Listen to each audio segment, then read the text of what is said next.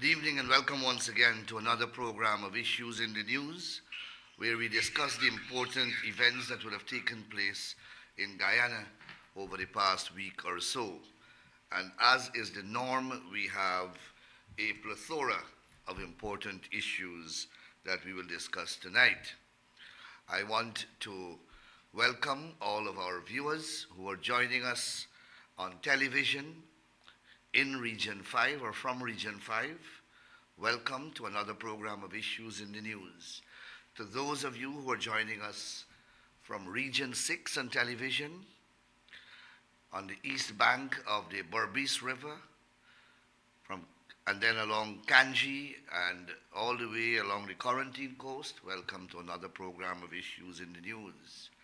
To those of you who are joining us on Freedom Radio from Robb Street, Georgetown, welcome to another program of Issues in the News. And last but not least, to the thousands of you who are joining us on Facebook Live across the length and breadth of Guyana, across the Caribbean, North America, Europe, and further afield, welcome to another program of Issues in the News. There are so many important issues that we have to discuss tonight. I don't know which one to start with. But before I start, as I would normally do, please share this program so that your friends and your followers can join us in tonight's discussion and we can have the widest possible audience. So press that share button on your phone, press that share button on your computer, press that share button on your iPad or tablet so that we can have the widest possible audience. And lastly, before I begin the program, I want to encourage you also to put in the comments column suggestions, questions, issues that you may wish me to address in the course of this program. I see Ganga Prasad, Ramnarayan Muni, Jasmine Baldeo, Chetram Ramcharita, Rajendra Rajkumar, Pam Singh, Parishuram Mohabir, Arjun Jawahir, and so many of you. Welcome, Delon Fraser, K. Watson, Sanita Lal, and so many of you. Welcome, welcome, welcome. So yesterday, I attended with Minister Devdat Indar the ceremonial signing of contracts for the construction of 222 roads along the east coast of Demerara, beginning from Industry, stretching all the way to Cane Grove. As I said, at that ceremony, this which we witnessed on the east coast of Demerara yesterday is taking place right across the length and breadth of our country as we continue the infrastructural transformation of our country. A manifesto promise which we made to the electorate and which we are delivering on. Today, another 100 such contracts were signed in relation to the East Bank corridor to commission construction and or rehabilitation of 100 community roads on the East Bank of Demerara. And as I have been saying, this is taking place in every administrative region in our country. Our promise is to fix every single community road, to fix every single street across the length and breadth of our country. All we are asking is that patience be exercised, understanding be displayed. Why? Because all the roads cannot be fixed at the same time. It takes time. We have limited number of contractors. We have limited capability to access resources at periodic intervals. We have limited labor. We wish, and of course, we have finite financing too. You don't think we would like to do all the roads at the same time and deliver that promise in one single swoop? But that is not physically possible. So it has to be done in stages, and that is what we are doing. What is particularly pleasing about these contracts is that they illustrate our stated commitment that no community will be left behind. Our stated commitment to positively impact every single community across our country in this infrastructural drive. And these contracts are demonstrating that. And there is no better way of proving a point than by hard evidence. I am making this special effort to explain this issue against the backdrop of a few who I have labeled the Kool-Aid gang. A few who spend an inordinate amount of time and energy in prosecuting or attempting to prosecute a case of ethnic and racial discrimination against our government.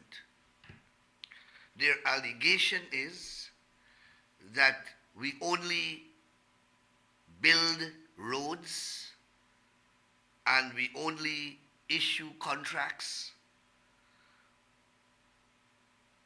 for one set or to one set of people in this country.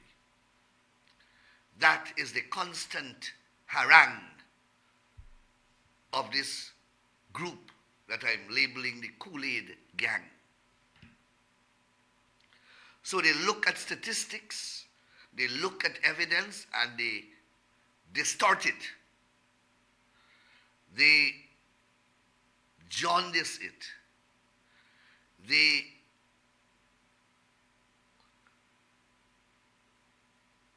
even pervert it in order that it suits their narrative of racial discrimination. You will recall that one member of the Kool-Aid gang did a purported analysis of roads being done in Region 5, and he randomly, according to him, selected 5 roads. And then, so he selected 5 roads out of hundreds to show 5 communities, in which roads were being done. You have about 50 communities in Region 5 that roads are being done, but he selects 5 to show that in the 5 that he selected, more roads are being done in Indo-Guyanese communities than those being done in Afro-Guyanese communities. That is the cheap, jaundiced narrative that they peddle all day, all night, in the social media in particular and elsewhere. And that is why we as a government have decided not to stay silent on this issue, but to confront these racial narratives propagated by these racists with facts. We don't normally, as we have said over and over again, compile data or store information through an ethnic lens. But perhaps we will have to start to do so.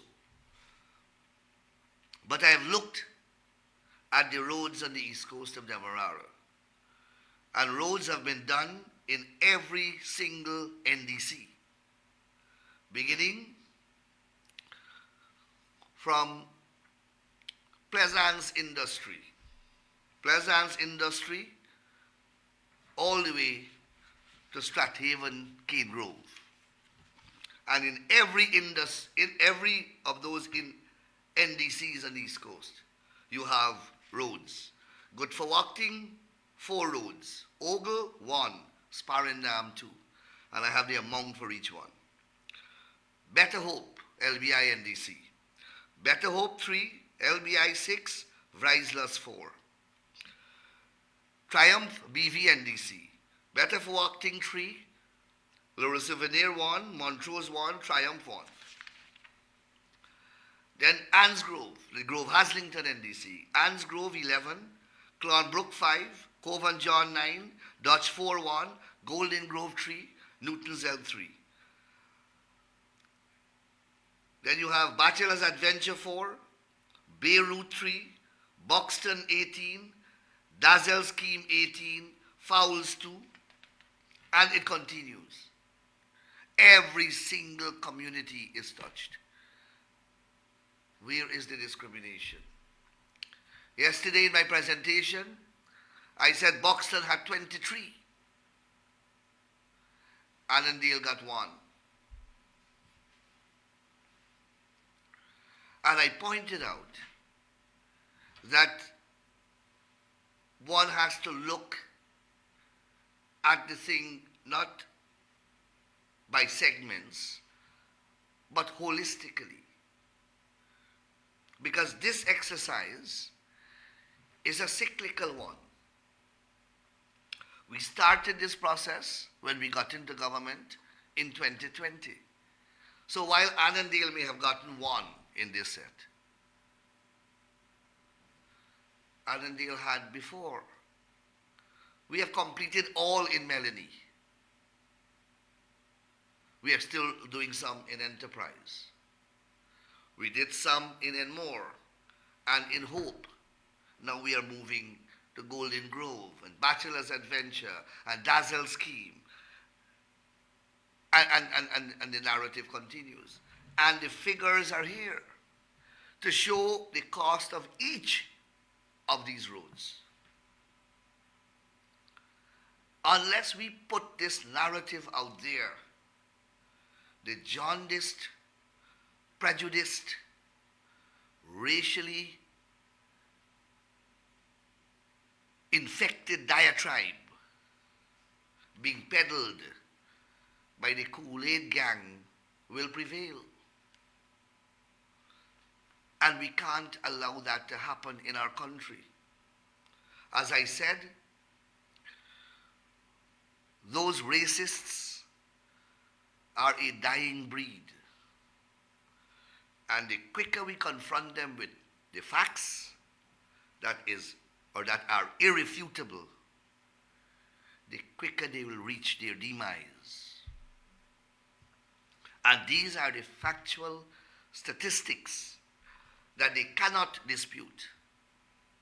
And in terms of who are getting the contracts, go to my Facebook page yesterday. Go to yesterday Facebook page, yesterday of my Facebook page, and look at the photographs of the contractors who assembled at Lusiknan, where that signing of the contracts took place. Look at the ethnic makeup of those persons. Go back to the photographs on my Facebook page yesterday afternoon only.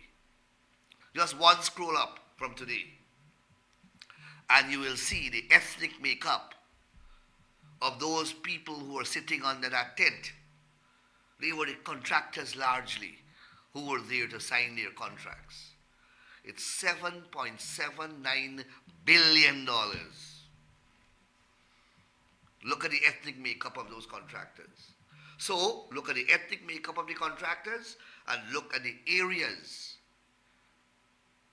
that will benefit from this infrastructural drive of 222 roads on the east coast of Demerara. And you will see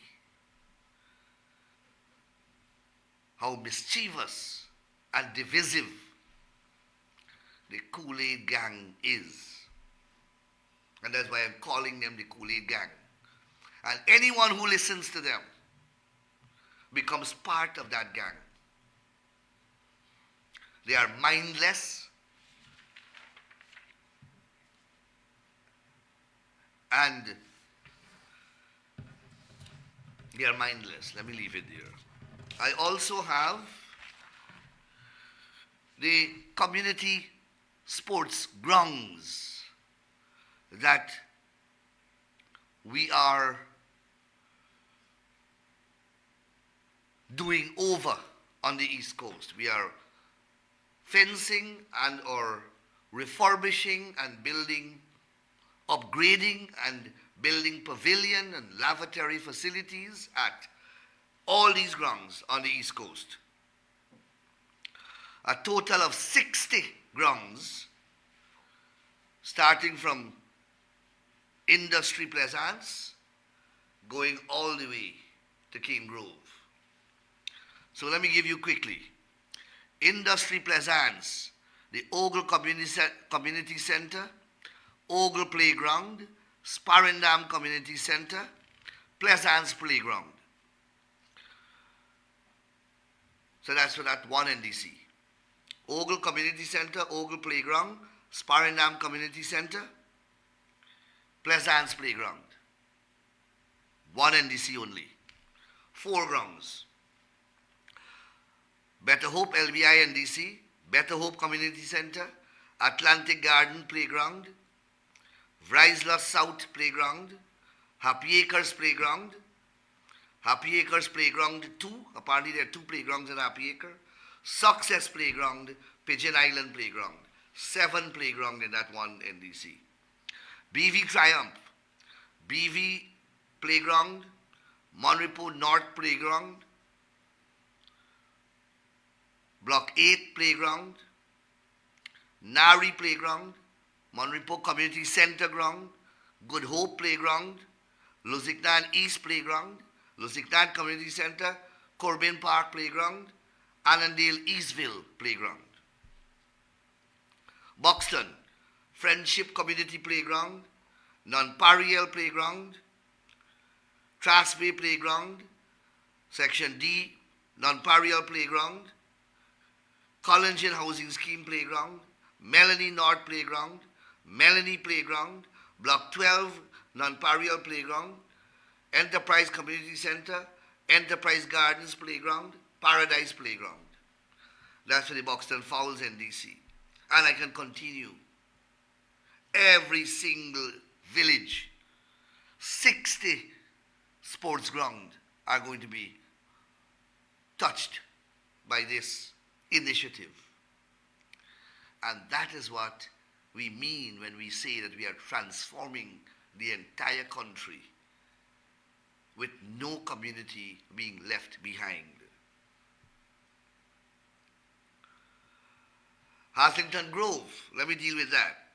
Haslington North Playground, Haslington Playground next to the estate compound, Haslington New Scheme Playground, Golden Grove Community Center, Cove and John Playground, Victoria Community Center, Hope Estate Playground, Dutch 4 Playground, Anne's Grove Playground, Cromebrook Playground, Beehive Playground.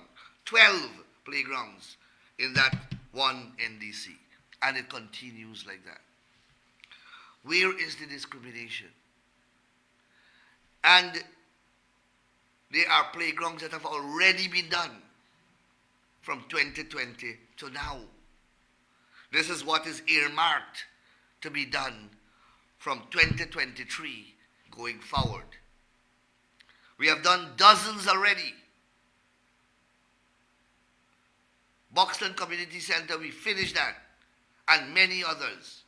Dozens of them have already been completed on the east coast of Demerara. This constitutes the remainder. Why I am doing this? Because if I don't do this, if we don't do this as a government, then they will take out Annandale Playground and say that we are only doing Annandale Playground. That is the wickedness, that is the divisive nature of people like the Black Pudding Man, who has a fundamental problem with Afro-Guyanese buying black pudding from an Indian vendor at Monrepo's market.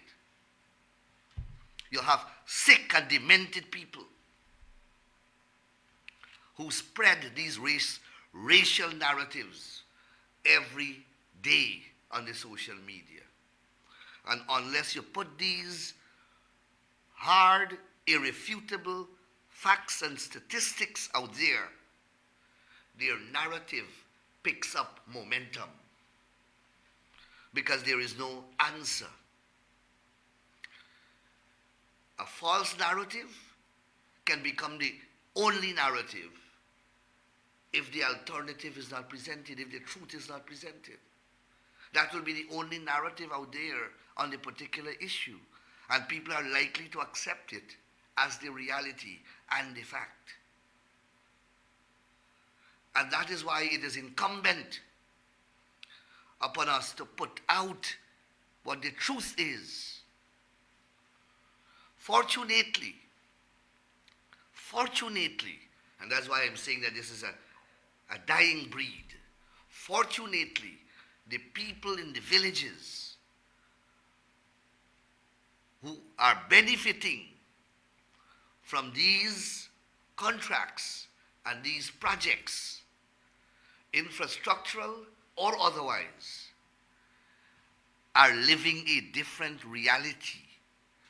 And that is why those incendiary and insightful entreaties, propaganda and appeals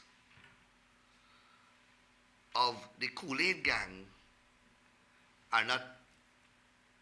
are being ignored largely, because the people in the villages and in the communities are living a different reality.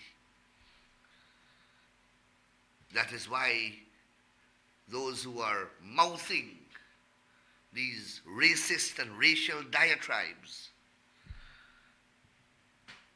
are dying a slow death. Reality and facts are diminishing their potency and their existence. And this is only for the east coast of Demerara. This endeavor in relation to the grounds and sports facilities are taking place right across the length and breadth of Guyana. I have chosen to speak on the East Coast because I am a member of Parliament for the East Coast of Demerara. My colleague, the Minister of Sports, would have on many occasions listed all the facilities that we are doing across the length and breadth of Guyana. This is only a microcosm of what the government's agenda is in relation to fixing, refurbishing, and rehabilitating sports ground and sports facilities across our country. And I'm not even touching the various stadia that we are building in the different regions of our country. I'm not even going there. I'm dealing with just the east coast of Demerara and just the community grounds. So I thought that I'll spend some time in putting this type of information out there, lest the narratives of the racists prevail. They can't combat, they can't contradict these facts. And I hope Public Works and the Ministry of Sports will keep disseminating these information. Because I remember one of them arguing, the same one who posted thing on about Region 5, that the devil lies in the details. Well, go through the contracts with the sums. I don't have the time here to do it. Go use it, go into the details. And do the ethnic breakdown, because that's what they do. Ethnic analysis. We don't see it like that. We see it community per community. And as I said yesterday, you determine which road to fix based upon concentration of population, use of the road, etc.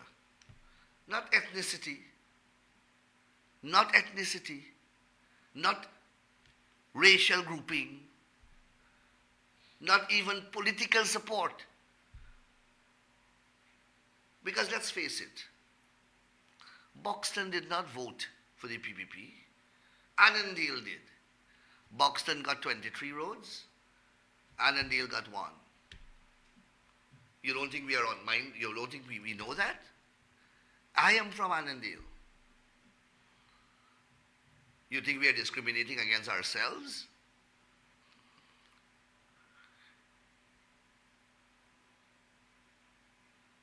Anyhow, let's move on.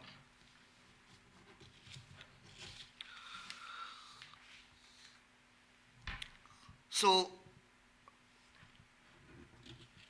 I read a news story in which Mayor of Georgetown, Alfred Mentor, is threatening the government with legal action for blocking an amnesty that the City Council wishes to grant. I read in the news that the purported purpose of the amnesty is to facilitate the City Council raising funds to pay a judgment owed to the Guyana Revenue Authority. Now, the City Council is an elected body. They make decisions by vote. It's not our intention as a government to interfere with the autonomy of the City Council. But the City Council, like every other agency in this country, is bound by the law. The Minister of Local Government, upon the advice of the Attorney General, after learning of the intention to embark upon this amnesty, wrote to the town clerk, who is the chief executive officer of the City Council under the law, and requested from the town clerk the basis and the reason for this intended amnesty, and also for the town clerk to refer the minister to the particular financial regulation under which this amnesty is to be executed.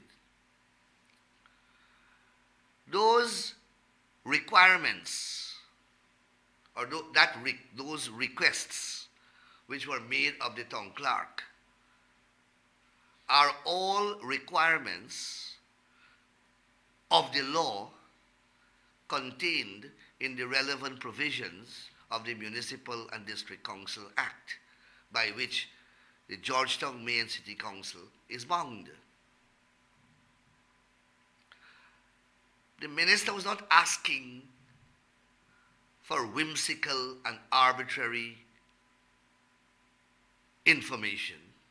The minister was asking for the town clerk, who is the chief executive officer, to show that the legal requirements set out in the governing statute are being met or are being complied with by the Mayor and City Council.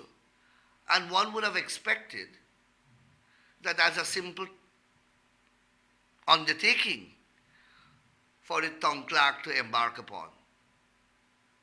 Apparently it is not.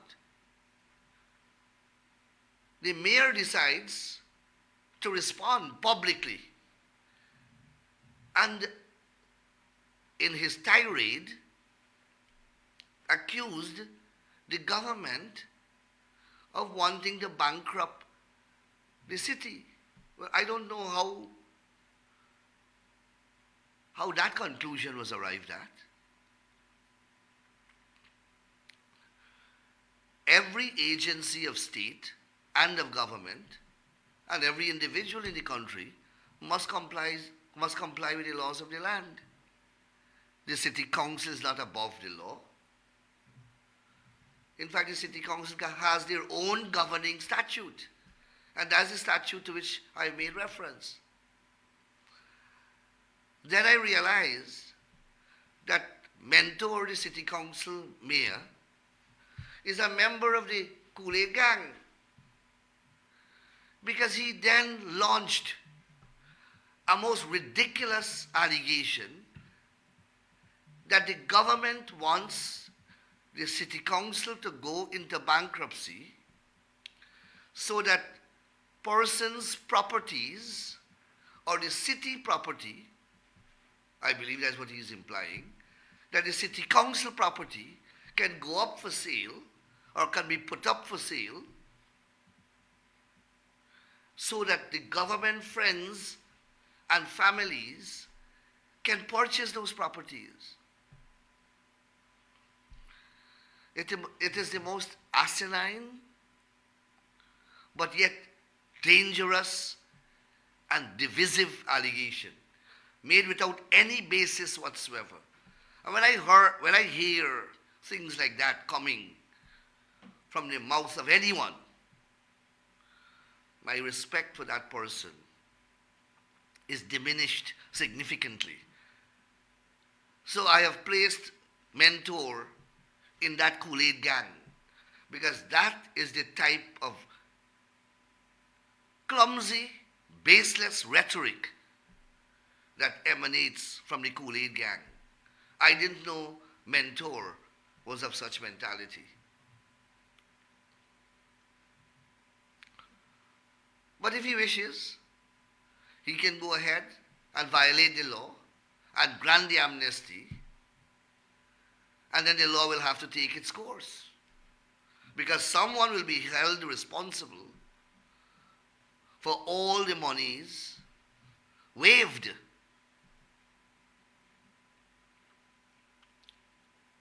All the monies waived. When I was there previously as Attorney General,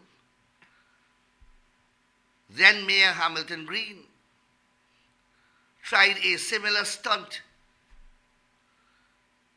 when he sold a particular property and did not want to pay the outstanding rates and taxes for the property. The property was somehow connected to him, I can't remember, but millions of dollars in tax rates and taxes were owed for that property, and he wanted it to be written off as he was selling the property. That is what these people do in office. That's what they use their position for. And when you try to get legal compliance, you are met with the ridiculous type of allegations made by Mentor in relation to this matter.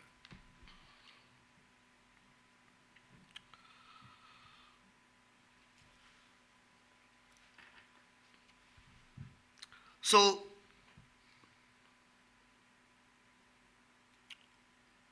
we are scheduled to have a special sitting of the National Assembly on the 3rd of November, which is Friday coming, to discuss the unfolding of events taking place in Venezuela in relation to its baseless claim against Guyana's sovereign territory. It's common knowledge now that Venezuela's government is proceeding with a referendum which in essence, among other things, seeks a mandate from the Venezuelan electorate by way of a referendum to annex over 2/3 of Guyana's sovereign territory. This is so despite a case pending between the two states at the International Court of Justice, arising out of a recommendation made by the United Nations Secretary General, who is empowered to make such a recommendation by a 1966 agreement signed in Geneva, called the Geneva Agreement, signed between the government of Guyana and the government of Venezuela. So empowering the UN Secretary General. So notwithstanding the pendency of this matter in the court, Venezuela wants to ignore the legal process, ignore the edict of the United Nations Secretary General, ignore the 1966 Geneva Agreement, ignore the 1899 Arbitral Award, ignore international law, ignore statements of condemnation coming from the UN Secretary General himself, and more recently from CARICOM, from OAS, Organization of American States, and the US government, among others. Ignoring all of that, Venezuela seemed to be bent on proceeding in this fashion.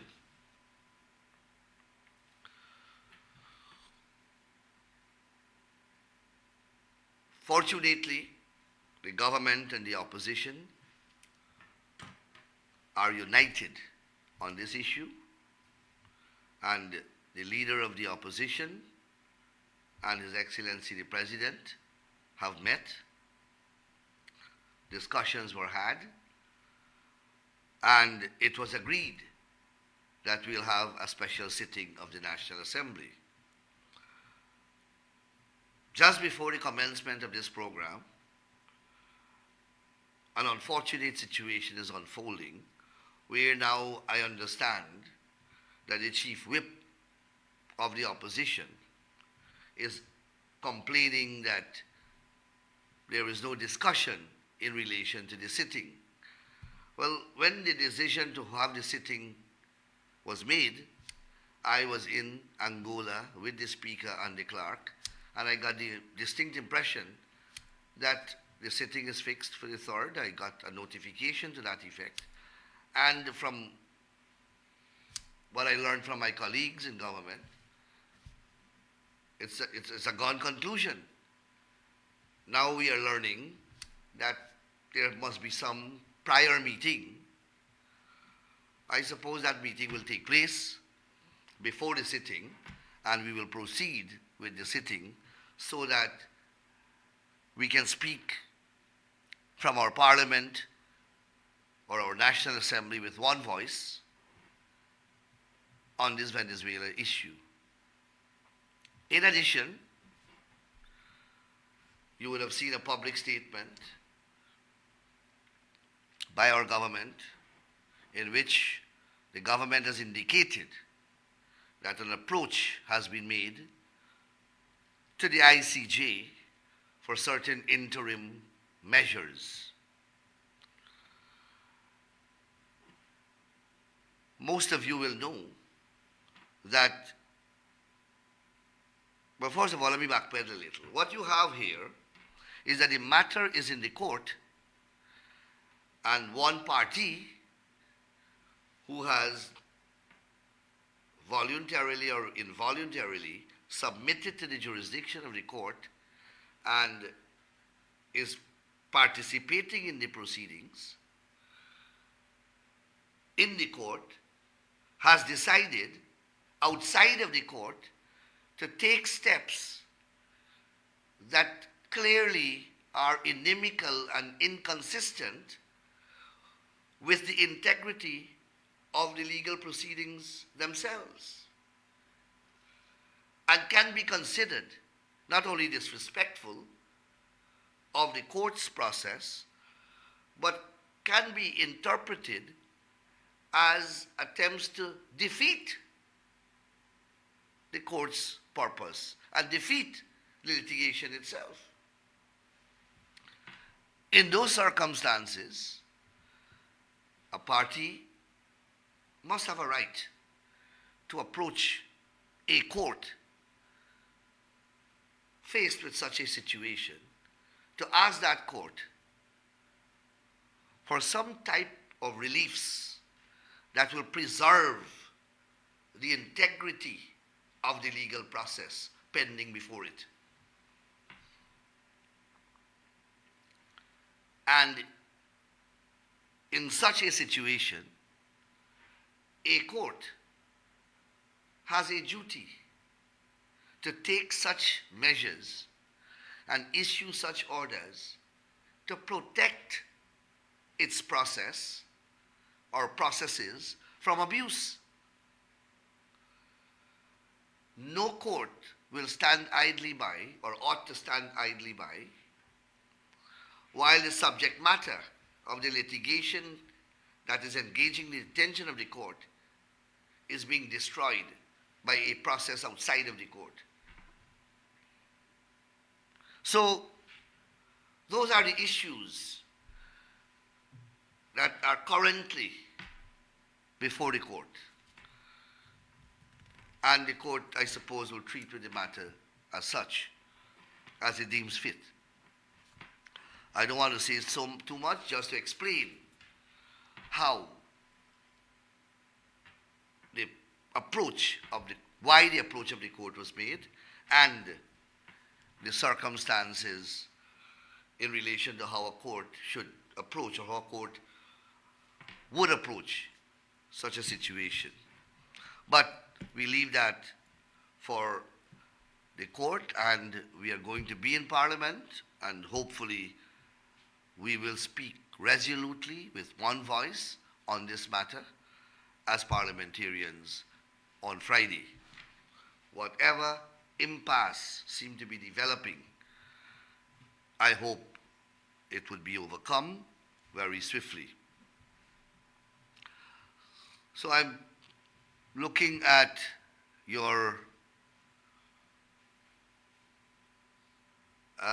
comments to see whether I can reply to any.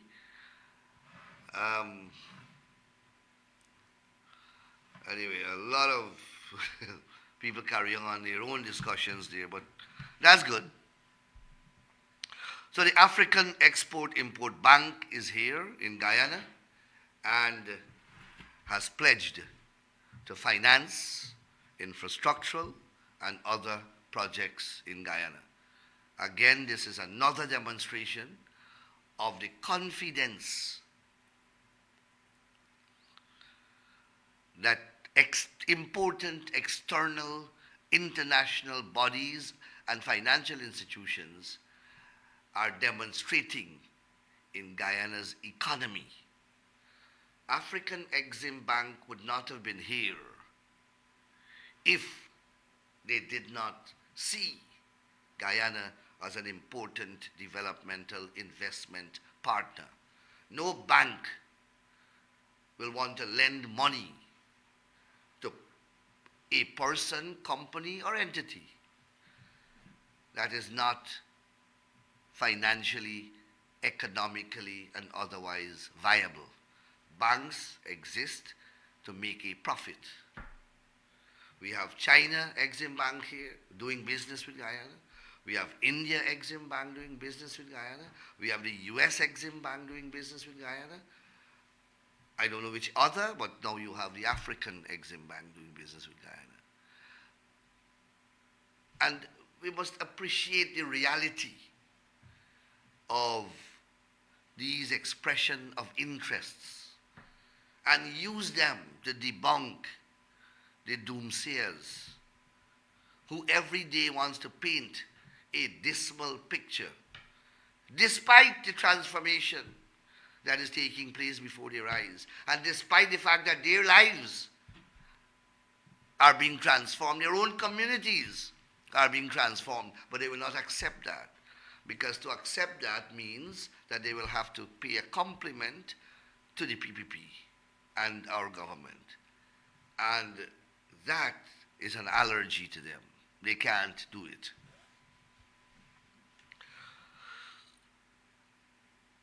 The election fraud cases, as you would have observed in the press,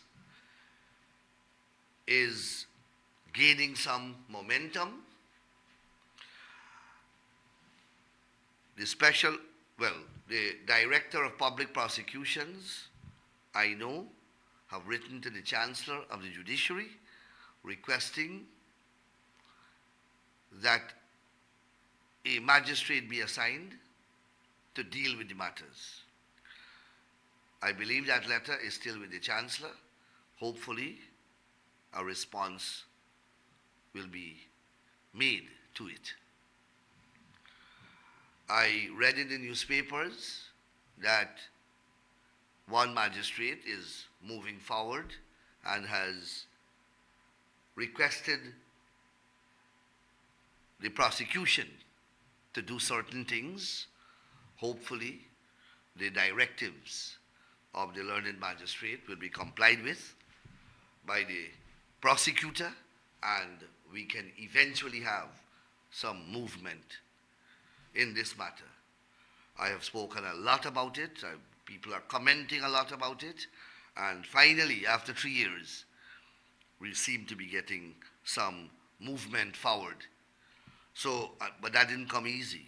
But better late than never. So let us see how these events are unfolding. The Madhya COI is now concluding its process. I understand from the press that a month's extension has been granted by His Excellency the President, and the Commission has closed the taking of evidence. So that's one phase of the Commission has concluded, and the month, I suppose, will be used to do other matters that the Commission thinks fit. Be reminded that the Commission of Inquiry is a body that regulates itself in accordance with the Commission of Inquiry's Act. I see in the one segment of the press this, what appears to be an unusual pursuit towards Minister of Education Priya Manik Chand. And I've been following it, and I am trying to understand this pursuit. The Chief Education Officer testified before this commission and answered all the questions that were asked of him. And I believe I read excerpts of his evidence in the press, and I believe he acquitted himself with distinction. I don't know what other question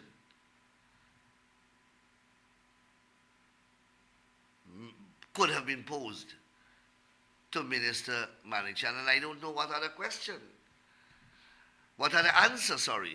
Minister Manichan would have provided, different or addition to what the Chief Education Officer presented in his testimony. And that's why I am bewildered by the relentless pursuit of this segment of the press.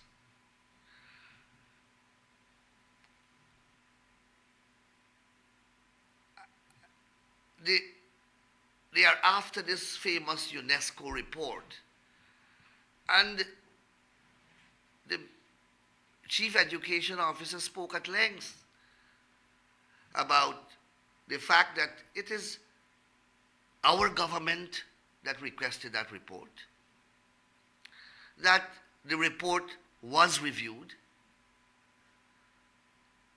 that it was only received in the year 2022.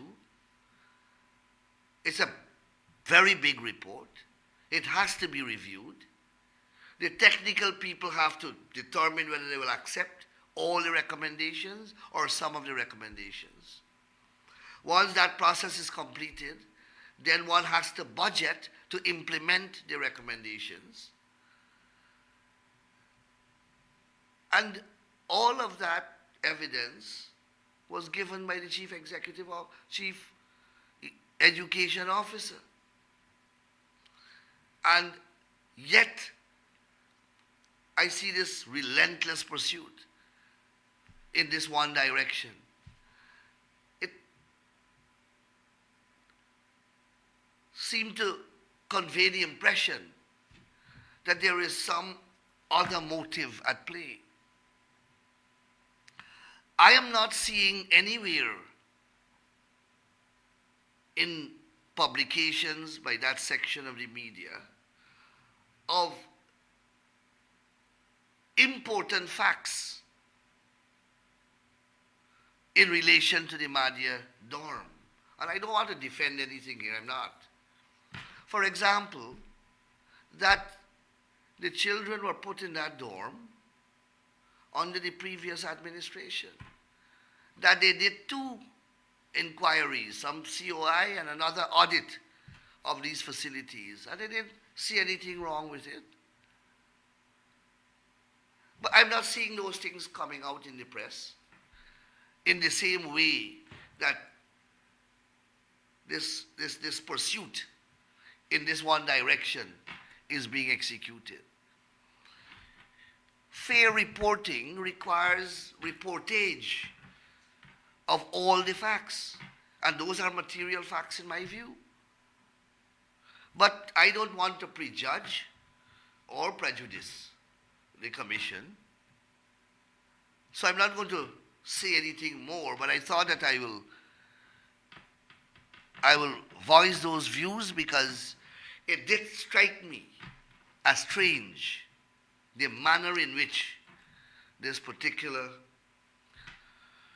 segment of the press is viewing this commission. The commission is independent, and the commission will make its recommendations. It seems as though this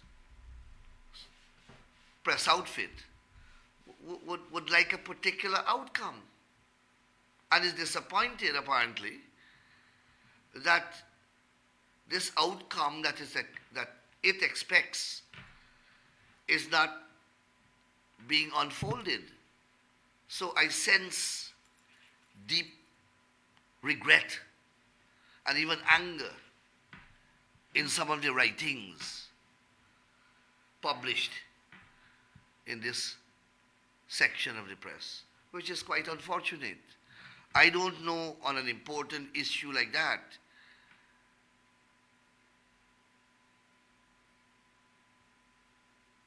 one would want to prejudge the outcome of an inquiry. One can criticize it, but this particular instance here presents, in my respectful view, alarming evidence of an intention to secure a particular outcome from the Commission of Inquiry, and an expression of great disappointment that this particular outcome is not forthcoming. That's the impression I get. And I am entitled to my impression as well. And I'm entitled to express my view on what I'm reading. And it doesn't augur well for journalism. Anyway, brothers and sisters, ladies and gentlemen, my operator has signaled to me that we have approached program time. I want to thank you very much for the past hour you have spent with me. I didn't get to deal with all the issues, but we'll continue this discourse next week. I thank you, and please enjoy the rest of the week. Stay healthy, stay strong, and I'll see you again next Tuesday as we continue our discourse on issues in the news. Thank you and good evening.